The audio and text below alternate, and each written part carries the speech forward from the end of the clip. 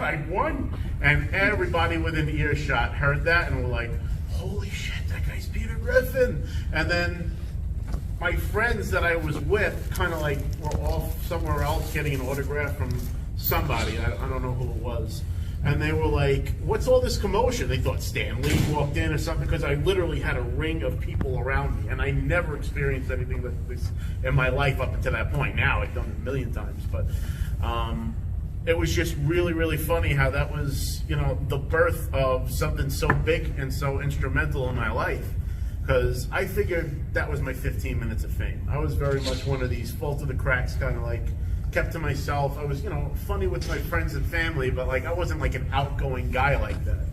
And I guess because it afforded me the ability to be somebody that I'm not, I just improvised that entire day as Peter Griffin. I didn't break character 1 second.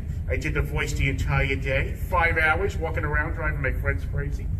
And we went home. It was like the most epic day of my life up until that point. And I figured that was it, you know, go back to my normal life, go back to my job.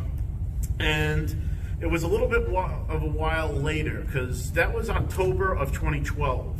And then I remember being at a 4th of July barbecue the very next year, and somebody said, you're trending on Reddit. And I was, first of all, I was like, what the hell is trending? And number two, I was like, I don't even have a Reddit. Like, how do they know who I am?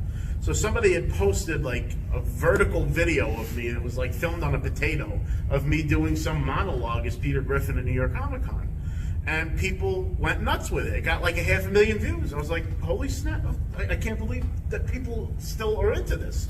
So that very year, 2013, there was a con called Great Allentown Comic Con.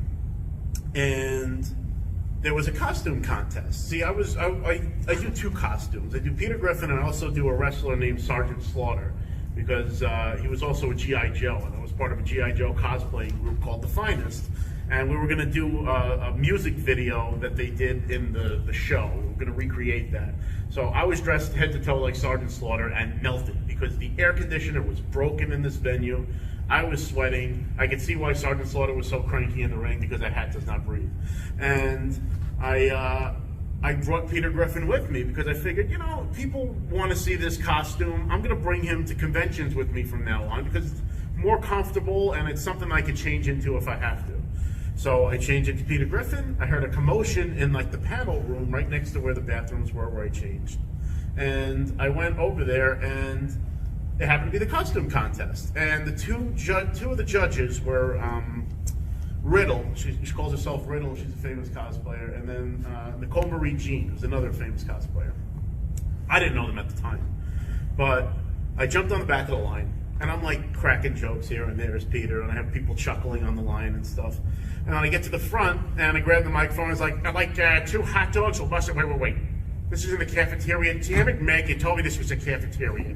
And these girls are sitting there looking at me like, what the fuck is happening right now? Like, is this guy like for real?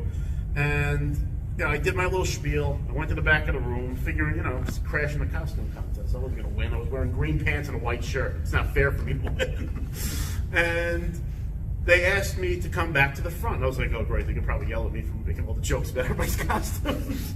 And they were like, can you keep the crowd entertained while we try to figure out who the winners are? Now, I had never, like, performed in a public forum like this, where you just put me on the spot and I just had to get up and go. But somehow I was able to improvise my way through a stand-up routine as Peter Griffin, working the crowd. I had Goku LARPing against Superman in the crowd. It was really very funny.